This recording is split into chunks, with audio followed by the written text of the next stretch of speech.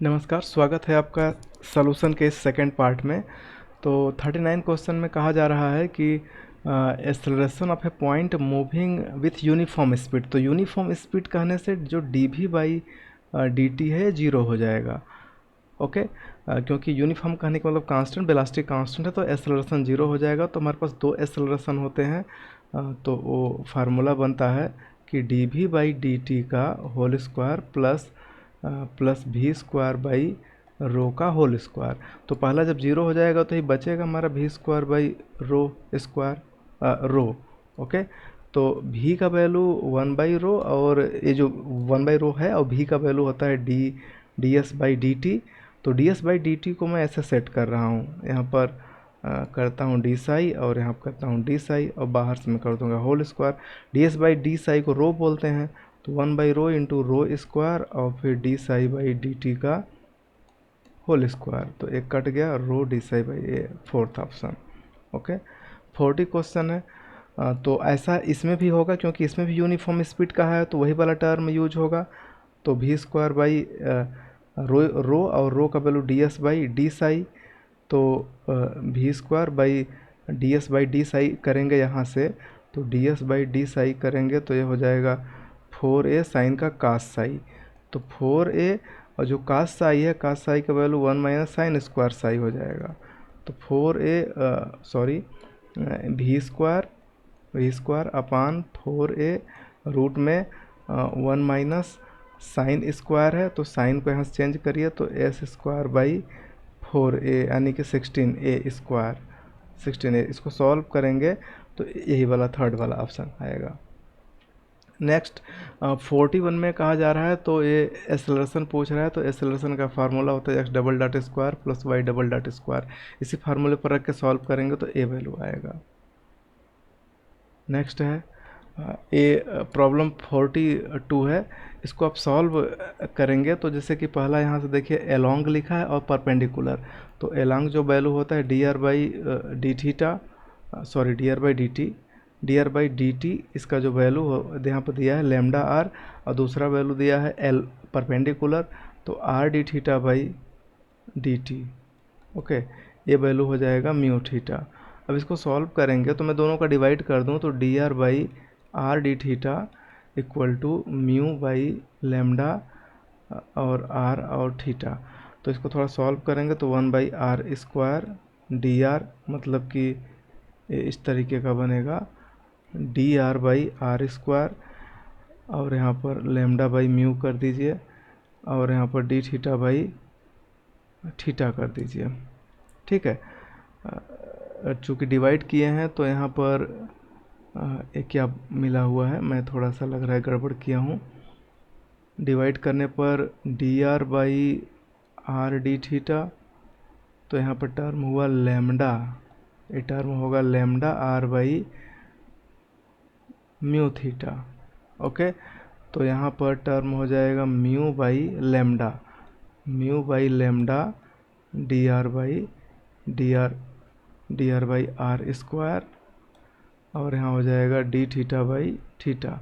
तो मैं अगर इंटीग्रेट कर दूँ तो हो जाएगा minus mu by lambda R equal to log theta plus log C. तो C theta equal to E के power minus mu by lambda R नीचे रहेगा। तो यहाँ पर देखिए, चूँकि आर टाइपो मिस्टेक में गामा की तरह दिख रहा है, या गामा ही है, तो वो भी म्यू बाई लेमडा आर होना चाहिए। तो म्यू बाई लेमडा आर कहीं नहीं दिख रहा, तो इसका ऑप्शन ए सही होगा। ये ऑप्शन इसका एक करेक्ट होता है, क्योंकि ये वेल नोन रिजल्ट है। यहाँ पर सिंपल हार्मोनिक मोशन में सेंटर ऑफ फोर्स होगा, यहाँ पर in an elastic string Hooke's law की अगर हम बात करें तो इसका पहला ट्रू होगा। फिजिक्स में भी आप पढ़े हुए हैं। इसमें तो बहुत ही सिंपल रूल है कि 2 पाई बाई रूट में म्यू होता है, जहाँ पर म्यू क्या होता है x double dot equal to minus mu x. तो ए एक्स दिया हुआ है, डबल डॉट निकालिए। तो डबल डॉट आप निकालेंगे तो पाएंगे कि माइनस एन स्क्वायर बाहर निकल जाएगा और एक्स हो जाएगा। तो जो म्यू का वैल्यू एन स्क्वायर तो पुट करेंगे तो यही आ जाएगा। ओके। यहाँ इसमें तो यही टर्म सही है क्योंकि यही मैं यूज किया हूँ पीछे। इसको सॉल्व करेंगे, ये थोड़ा सा लंबा क्वेश्चन खींचता है ये इसलिए कि जैसे सपोज कीजिए कोई कर्व है, कर्व में मैं इसको डी एस कहूँगा, इसको डी एक्स और इसको डी वाई। तो बहुत स्मॉल पार्ट के लिए ऐसा मैं कह सकता हूँ कि ये इस तरीके का टर्म होगा। अगर डी थीटा से आप डिवाइड करके डी थीटा स्क्वायर से अगर डिवाइड कर दीजिए सब में, डी थीटा स्क्वायर से सब में डिवाइड कर दीजिए। एक्चुअली डिवाइड करना ये प्रॉपर्टी नहीं है, हम इसे समझने के लिए करते हैं। तो यहाँ से टर्म मिलता है हमें D S by d theta, मतलब डेल्टा से डिवाइड करके लिमिट लेने पर ऐसा आता है, लेकिन हम डायरेक्ट इसको कर दे रहे हैं square equal to d x by d theta का होल स्क्वायर और फिर d y by d theta का होल स्क्वायर, ये होल स्क्वायर होगा और यहाँ से स्क्वायर हटेगा तो रूट में हो जाएगा। तो इसी को मैं यहाँ पर पुट करता हूँ। तो देखिए D S by d theta का जो वैल्यू है वो रूट में हो जाएगा। चूँकि दोनों में ए है तो ए को बाहर कर देते हैं, ठीक है, ए को क्लियर कर देते हैं और इसमें 1 प्लस कास थीटा होगा तो होल स्क्वायर बनाएंगे तो 1 plus cos square theta plus 2 cos theta, और दूसरे में डेरिवेटिव करेंगे तो एक कास का साइन हो जाएगा तो साइन स्क्वायर थीटा हो जाएगा। ओके, तो साइन स्क्वायर कास स्क्वायर एक होगा, एक पहले से दो और दो कामन कर लेंगे तो ए के साथ 2 इंटू 1 प्लस कास थीटा ए, अब यहाँ 2 और 1 प्लस कास थीटा का फार्मूला होगा 2 कास स्क्वायर थीटा बाई 2। तो 2 2 4 हो गया और कास स्क्वायर तो बाहर निकलेगा तो 2a कास थीटा बाई 2, ये है D S by d theta. Okay, तो हम यहाँ से कर सकते हैं d s equal to 2a cos theta by 2 इन और यहाँ डी थीटा और इंटीग्रेट कर देते हैं इसे 0 से s तक, इसे 0 से थीटा तक। तो s इक्वल टू यहाँ से टर्म हो जाएगा 2a और कास का वैल्यू हो जाएगा साइन थीटा बाई 2 और 1/2 से डिवाइड कर देंगे तो यहाँ 4 हो जाएगा, 4a इस तरीके से बना लेगा। और यहाँ जो चूँकि s और y में रिलेशन है तो यहाँ से एक टर्म देखिए कि y बराबर जो दिख रहा है equal to a 1 minus cos को हम लिख सकते हैं 2 साइन स्क्वायर थीटा बाई 2। तो y का वैल्यू है 2a sine square theta by 2। तो इसमें साइन स्क्वायर है तो यहाँ पर साइन तो है नहीं स्क्वायर, तो इसको मैं होल स्क्वायर कर देता हूँ। तो यस स्क्वायर बराबर हो जाएगा 16 ए स्क्वायर, तो ए को अलग कर दिया, पूरा लिख देते हैं पहले ए स्क्वायर और साइन स्क्वायर थीटा बाई 2। इसको थोड़ा सॉल्व करते हैं तो 8a into 2a sine square theta by 2। अब 2a sine square theta by 2 को ऊपर क्या कहते हैं y, तो यहाँ से क्या टर्म हो गया 8ay। ओके, ऑप्शन 4 इस तरीके से। ये देखिए ये जो 49 है ये वेल नोन रिजल्ट है कि अगर मैं u का वैल्यू रूट में यही 5a से अगर प्रोजेक्ट करूँगा तभी कंप्लीट करेगा, अदरवाइज नहीं। इसी के बेस पर है, इसी कह सकते हैं कि टॉपिक में थोड़ा और आगे किसी भी किताब में जाएंगे तो इसका ये दूसरा वाला आ जाता है कि कोई अगर हैवी पार्टिकल है जिसका मास m है और l लेंथ के इनएक्सटेंसिबल लाइट स्ट्रिंग से अटैच है, ठीक, इस तरीके से, तो वो कौन सी वेलोसिटी है जिस पर कि हम इसको प्रोजेक्ट करेंगे तो ये ऑसिलेट करेगा। ऑसिलेट करने का मतलब है कि इसके ऊपर नहीं जाएगा, इसके ऊपर नहीं जाए, मतलब इसका जो हॉरिजेंटल टर्म है इसके ऊपर ना जाए तभी ऑसिलेट करेगा, अदरवाइज ऊपर जाएगा तो फिर थोड़ा ऊपर जाके ऐसे हो जाएगा, ठीक है। तो यहाँ पर प्रॉब्लम होती है, तो हमें यहाँ पर ऑसिलेट कराना है तो ये यही इसी, क्योंकि देखिए फर्स्ट में क्या है यू स्क्वायर 2lg से बड़ा हो तो 5lg भी तो इसी में आ जाएगा, तो पूरा ये साइकिल कंप्लीट कर लेगा, तो ये गलत है। 4 से बड़ा हो ये भी गलत है, ठीक है। और ये दोनों जो थर्ड वाला केस है, थर्ड में से थोड़ा ऊपर जाता है लेकिन 5 में पूरा कंप्लीट करता है, तो 5 रहेगा तो पूरा कंप्लीट करेगा। 5 से कम अगर 3 लेते हैं तो थोड़ा पहले तक जाएगा, तो इस कंडीशन में प्रोजेक्ट कर जाता है ऐसे पैराबोला की तरह, ठीक है, तो ये ऑसिलेट नहीं कर पाता, तो ये भी कैंसिल है, तो ये वाला ऑप्शन सही है। 51 में देखिए सिंपल सी है, ये क्वेश्चन रेसिस्टिंग मीडियम का है, जिसमें कि कोई पार्टिकल होता है तो यमजी उसका नीचे की ओर काम करता है और रेसिस्टेंट ऊपर की ओर काम करता है, जो है कि यम के भी स्क्वायर। तो इसको घटा देंगे हम, यम जी में से यम के भी स्क्वायर घटा देंगे, तो जो बचेगा उसी से आगे की ट्रेवल करेगा, m x double dot. M को कैंसिल करिए, यहाँ पर के को कॉमन लीजिए, तो g by k minus b square x double dot. आपको पता है कि टर्मिनल वेलोसिटी कहने का सेंस होता है कांस्टेंट वेलोसिटी। कांस्टेंट वेलोसिटी तब होगा जब एक्सेलरेशन जीरो होगा। एक्सेलरेशन जीरो होने का मतलब ए टर्म जीरो होगा, ए टर्म जीरो होने का मतलब कि b square equal to g by k होगा। तो भी इक्वल टू क्या होगा, रूट में जी बाई के। इसका थर्ड ऑप्शन सही होगा। ओके, 52 में देखिए, 52 में ये तो बहुत ही फेमस रिजल्ट है, इसी का यूज करके यहाँ देखिए सेक्टोरियल एरिया h/2, इसे भी अलग से बताने की ज़रूरत नहीं है। अब देखिए ये जो टर्म है 2a cos थीटा, इसमें करेंगे क्या हम, इसमें यही फार्मूला यूज करेंगे कि जो f का वैल्यू है या p का वैल्यू या f का वैल्यू ही जिसे बोलते हैं एच स्क्वायर यू स्क्वायर और u प्लस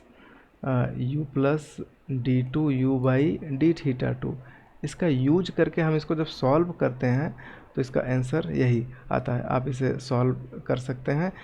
ध्यान दीजिए, इसमें r के जगह पर 1/u पुट करते हैं और फिर डेरिवेटिव करके इस डिफरेंशियल इक्वेशन में सेट करते हैं, तो अंत में u के पावर 5 आता है, जिसको कि u का वैल्यू 1/r में जब चेंज करेंगे तो 1/r के पावर 5 इस तरीके से आ जाएगा। सॉल्व करेंगे तो पता चल जाएगा, या बुक में देख लीजिए।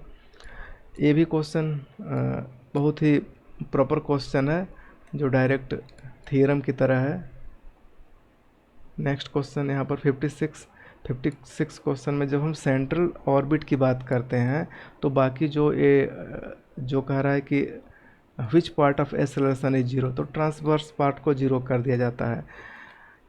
सेंट्रल ऑर्बिट में जब आप इसी फार्मूले को पढ़ेंगे p equal to h square u square और u प्लस, एक्चुअली इसे ऐसे पढ़ते हैं p upon h square u square equal to u plus d two u by d theta two. इसको जब सॉल्व करते हैं इस डिफरेंशियल इक्वेशन को, तो वहाँ पर ट्रांसवर्सल जो एक्सेलरेशन होता है उसको जीरो एज्यूम करते हैं, क्योंकि सेंट्रल ऑर्बिट में सेंट्रल फोर्स वर्क करता है और कोई फोर्स वर्क नहीं करता है। 57 क्वेश्चन एक रिजल्ट है, डेराइव्ड रिजल्ट है, जिसे कि आप यूज कर सकते हैं, और तो इसमें कुछ अलग से है नहीं, सिंपल ही है, तो इसका ऑप्शन यही होगा। इसके जस्ट नीचे 58 क्वेश्चन, इस क्वेश्चन में देखिए कहा जा रहा है सिस्टम डायनेम जब इक्विलिब्रियम होता है सब के सब जीरो होते हैं। नेक्स्ट क्वेश्चन, ये जो क्वेश्चन है इसको आप अच्छे से पढ़ेंगे तो ये सेंट्रल एक्सिस की डेफिनेशन या थ्योरम दोनों कह सकते हैं। यहाँ 60, इसमें कहा जा रहा है कि ये सिंगल फोर्स में कंपाउंड जब होता है तो यहाँ पर इसका ये वाला ऑप्शन है, ये भी थ्योरम है। इंट्रिंसिक इक्वेशन एस और साई में दिया जाता है इस तरीके से। ओके, यहाँ पर एस और एक्स में एक देखिए, यहाँ पर कर्वेचर ऑफ कॉमन कैटेगरी लिखा है, तो ये कैटेगरी होना चाहिए। तो कॉमन कैटेगरी का जो कर्वेचर होता है ना, देखिए कर्वेचर का फार्मूला 1/रो होता है, रेडियस ऑफ कर्वेचर रो होता है, तो पहले हम रो निकालेंगे, तो रो का फार्मूला है ds/d साई। तो चूंकि ये यस बराबर दिया तो हम इसका कर देते हैं ds/d साई, तो क्या हो जाएगा c sec square psi. Okay, एक यहाँ से अगर मैं इसको थोड़ा सेट करूँ तो c sec square psi by c कर देता हूँ, और ये पता है कि y बराबर होता है c सेक साई, तो हो जाएगा y स्क्वायर बाई c। ये रो का वैल्यू है, लेकिन हमें कर्वेचर चाहिए, रेडियस ऑफ कर्वेचर नहीं, मुझे सिर्फ कर्वेचर चाहिए, तो कर्वेचर 1/रो होता है, तो इसकी वजह से c/y स्क्वायर, इस तरीके से ऑप्शन बनेगा। ये तो बहुत ही फेमस रिजल्ट है कि जब पॉजिटिव होता है तो z अधिकतम होगा, ओके सॉरी मिनिमम होगा, और मिनिमम का जो केस होता है कि z जब हाइट मिनिमम होगी तो उस कंडीशन में ये स्टेबल होगा। ओके, जब ये पॉजिटिव होता है तो जेड मिनिमम होगा, जब बेस से जेड मिनिमम, जब उसके सेंटर ऑफ ग्रेविटी, जो सेंटर ऑफ ग्रेविटी की यहाँ बात किया जा रहा है, वो कम हाइट पर होगी तो स्टेबल होगा। ओके, ये मैं क्लास में भी बहुत अच्छे से डिस्कस किया था। यहाँ पर देखिए, hemisphere of rest, hemisphere rest in equilibrium on sphere of equal radius. तो इसमें एक इस तरीके का है ऐसे, और एक टर्म है, एक है ऐसे। ओके, इस पर तो एक फार्मूला होता है जो जो अनस्टेबल के लिए यूज किया जाता है। अनस्टेबल और स्टेबल दोनों के लिए हम दोनों फार्मूले बताएंगे, हो सकता है आगे यूज हो। कि अगर 1/h और 1/ρ1 और 1/ρ2 में ये जो रिलेशन होता है, अगर यहाँ पर इस टाइप का रिलेशन हो तो इसे अनस्टेबल बोलते हैं। ओके, अब यही 1/h 1/ρ1 प्लस 1/ρ2 की बात करें और ये ग्रेटर हो जाता है तो इसको बोलते हैं स्टेबल। ठीक है, तो ये मैं यूज करता हूँ। तो चूँकि ये दोनों का कंटैक्ट कर्व्ड है तो ρ1 भी ए है और ρ2 भी ए है, क्योंकि लिखा है सेम रेडियस। ओके, यहाँ पर radius of curvature, equilibrium of equal radius. तो और जो हाइट होता है ऊपर से देखा जाए तो ऊपर से होता है 3a/8, हमें यहाँ कंटैक्ट से देखना है तो a-3a/8 की बात करेंगे, हम h की वैल्यू निकाल रहे हैं, तो ये हो जाएगा 5a/8। तो 1/h की वैल्यू अगर मैं निकालूँ तो हो जाएगा 8/5a। तो ट्राई करता हूँ, 1/h का वैल्यू क्या है 8/5a, 1/ρ1 प्लस 1/ρ2 की वैल्यू अगर मैं निकालूँ तो 2/a हो जाएगा। तो अगर मैं नीचे 5 से मल्टीप्लाई कर दूं, ऊपर भी 5 से, तो हो जाएगा 10/5a। तो 10/5a 8/5a कौन बड़ा है, यही बड़ा है। तो ये पहला कंडीशन है, अनस्टेबल वाला कंडीशन सेटिस्फाई कर रहा है, तो इसका ऑप्शन अनस्टेबल होगा। ओके, सिमिलरली यहाँ पर देखिए कहा जा रहा है कि बीम ऑफ थिकनेस 2l, तो ए और कहा जा रहा है rest symmetrical on a perfect rough horizontal cylinder. इस सिलेंडर का मैं सेक्शन देख रहा हूँ और इस पर इसको जैसा कि मैं सोच पा रहा हूँ, ठीक है, कि ये पूरा इसका जो विड्थ होगा ये 2D होगा, तो इसके जो एच की वैल्यू होगी आधा होगी, जो कि सॉरी यहाँ पर 2l है, तो 2l होने से इसका l होगा। और जो ρ1 है, ρ1 अगर मैं ऊपर वाले को लूँ तो फ्लैट होने से इनफाइनाइट, ρ2 का जो भी टर्म है यहाँ पर रेडियस दिया है r, तो r हो जाएगा। तो ये कौन सी बात कर रहा है, अनस्टेबल की बात कर रहा है, विल बी अनस्टेबल। अनस्टेबल यही ऊपर वाला केस है, कौन सा 1/h लेस देन 1/ρ1 प्लस 1/ρ2। तो 1/h का वैल्यू क्या है 1/l less than 1/∞ plus 1/r। तो इसको सीधा करेंगे तो l बड़ा हो जाएगा r से। ओके, दूसरा ऑप्शन सही है। टर्म यहाँ क्या है कि in the position of stable equilibrium the potential energy of a body. देखिए, स्टेबल सिचुएशन में पोटेंशियल एनर्जी मिनिमम होता है, तभी वो स्टेबल होता है। ठीक, और नेक्स्ट क्वेश्चन यहाँ पर थ्रस्ट, जो हम थ्रस्ट की बात करते हैं, थ्रस्ट जब निकालते हैं तो ये प्लस टी के साथ डेल्टा एल होता है। यही आगे देखिए 70 वाले क्वेश्चन में लिखा है, तो ये क्या है, टेंशन के लिए है, तो टेंशन के लिए माइनस होता है। और यहाँ जो 69 क्वेश्चन है इसमें कहा जा रहा है वर्चुअल वर्क स्मूथ सरफेस, तो ये वर्चुअल वर्क 0 होता है। इसकी खास बात है कि इसमें बहुत सारे थियरम है, मोस्ट ऑफ द थियरम में कंक्लूजन 0 पर ही आता है। देखिए 71 क्वेश्चन इंटरेस्टिंग है। इसमें कहा जा रहा है कि 4 equal jointed rod each of weight W, इसका जो फिगर बनाया है ना, इस प्रकार से बनाया है कि ऐसे करके ये अटैच हैं। ओके, इस तरीके से, और यहाँ पर ऐसे अटैच है, और इसको एक धागे से बांध दिया जा रहा है स्ट्रिंग से। ठीक है, यहाँ पर रॉड वेट इतना, लेंथ l, हंग फ्रॉम इतना, आगे एक स्ट्रिंग का यूज करके अपोजिट को बांध दिया गया। तो एक्चुअली यहाँ जो वेट वर्क करेगा सबका, तो ये 4W नीचे की ओर वर्क करेगा, 4W। तो 4W अगर यहाँ पर मैं ए कहूँ और यहाँ बी कहूँ और यहाँ सी कहूँ, ठीक है, तो और इसका लेंथ एल है और इसको मैं थीटा ले लूँ, तो ए बी की जो वैल्यू होगी, ए बी की वैल्यू क्या होगी, ए बी की वैल्यू होगी एल कास थीटा। ओके, इसी प्रकार से ए सी की जो वैल्यू है वो होगी 2L कास थीटा। तो अब और थीटा की बात करें तो थीटा चूँकि ये स्क्वायर की बात किया जा रहा है तो थीटा 45 होगा, लेकिन अभी नहीं यूज करेंगे, लास्ट में यूज करेंगे।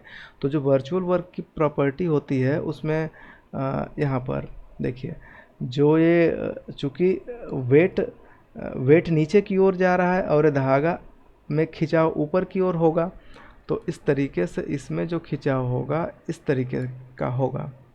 ओके, ऊपर की ओर नहीं, मैंने उल्टा बना दिया, ठीक, इस तरीके का खिंचाव होगा। तो वेट अंदर की ओर और ये ऊपर इसको खींच रहा है, तभी ये बैलेंस है। तो इस सिचुएशन में टी इस पर मान लीजिए टेंशन होगा, तो टी टेंशन होगा तो टी इंटू डेल और यल के जगह पर ए सी यूज करेंगे प्लस, ओके सॉरी, ये जो स्ट्रिंग है तो यहाँ पर माइनस रहेगा, हाँ, और प्लस ये जो वेट है यहाँ पर क्या वेट काम कर रहा है, ए के साथ डब्लू इसी सेंटर पर वर्क करेगा।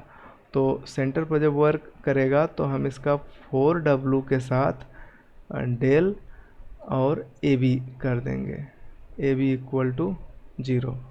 ओके, तो अब इस फार्मूले को हम यूज करते हैं, तो माइनस टी के साथ डेल और ए सी का वैल्यू क्या है, यल कास थीटा, और प्लस 4W और डेल ए बी का वैल्यू क्या है, एक सेकेंड, ए सी का वैल्यू है 2, यहाँ पर 2 रहेगा, और ए बी में है L cos theta equal to 0। तो इसको सॉल्व करते हैं तो यहाँ से मिलेगा मुझे माइनस टी, तो प्लस हो जाएगा चूँकि कास है, तो हो जाएगा 4L टी साइन थीटा, और इसमें डेल थीटा अलग से आएगा तो उसको मैं बाहर ले लूँगा, और यहाँ कास में करेंगे तो ये माइनस हो जाएगा 4W L और साइन थीटा और डेल थीटा इक्वल टू 0। तो ए डेल थीटा तो नॉट इक्वल टू 0 होता है, थीटा हम सपोज करेंगे कि इसमें डिस्प्लेसमेंट हो, थोड़ा डिस्प्लेसमेंट हो, तभी ये ऐसा होगा, वर्चुअल वर्क करेगा। तो ये तो 0 होता नहीं है डेल थीटा, तो हम इसी फर्स्ट पार्ट को 0 करेंगे, तो फर्स्ट पार्ट को 0 करेंगे तो इधर वाला ये दोनों इक्वल होंगे, तभी ये इक्वल टू 0 होगा। तो 4L T sine theta equal to 4W, okay, यहाँ पर 2 है, 4 नहीं, यहाँ पर 2 है, तो इसको मैं 2 कर देता हूँ। अब 4W L sine theta, sine को कट करिए डब, और यल से यल को कट करिए, 2 जब 4 कर दीजिए तो टी बराबर 2W आएगा। इसका सेकंड वाला ऑप्शन करेक्ट होगा। ये 72 का ये रिजल्ट है, इसमें कुछ सोचना नहीं है, अगर रिजल्ट याद रहेगा तो कर पाएंगे, नहीं तो वहाँ निकाल नहीं पाएंगे।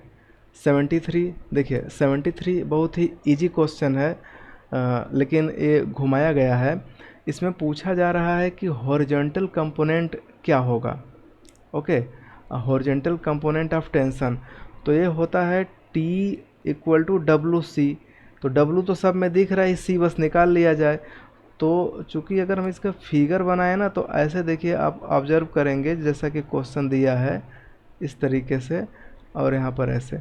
तो हम जो है C को सेट करते हैं ना, हम C को जो सेट करते हैं, C यहाँ से लेके यहाँ तक होता है, ओके, लोएस्ट पॉइंट तक।